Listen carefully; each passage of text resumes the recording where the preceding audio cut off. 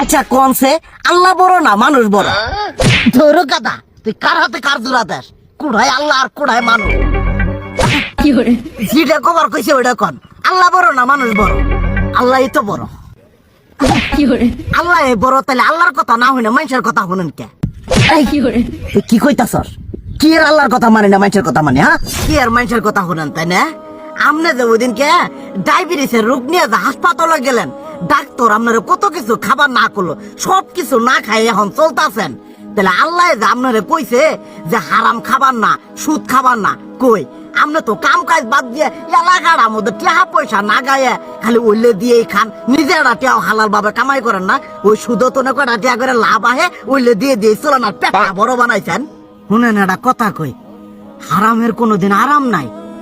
হালাল পথে রুজি রোজগার করেন, প্রয়োজনে এড়া বেলা কম খায়েন, তাও শরীর পিণ্ডও ভালো থাকবো, কোনো রোগ বেদও হবো না, আরামও পাবেন, আল্লাহও খুশি থাকবো। তুই আমার এইভাবে বুঝাবি আগে কইলি না কে? আসলে এই বিষয়টা তো আমি কখনো মাথায় এইভাবে নেই যে আমাদের কখনো ডাক্তার নিষেধ করলে ঠিকই আমরা নিষেধ মানি, কিন্তু উপর আল্লাহ যে কত কিছু নিষেধ করে দিয়ে সেটা মানি না। আর এই যে হারাম পথে টিয়া পয়সা কামাই করতেছেন, শরীরের মধ্যে দুনিয়া রোগ বেদ হয়েছে, দেখা যাইতেছে যা টিয়া হারাম পথে কামাই করতেছেন তার তো বেশি টিয়া মনে করেন জ্বলেই যাইতেছে গা বেশি। আজকের পর থেকে আমি আর এই হারাম সুদ খামো না, আমি হালাল পথে চলবো, হালাল টাকা পয়সা ইনকাম করবো। এতে করে যদি এক বেলা কমও খাইতে হয় তবুও খামো, তবু আমি আর এই হারাম পথে চলবো না। আচ্ছা ঠিক আছে।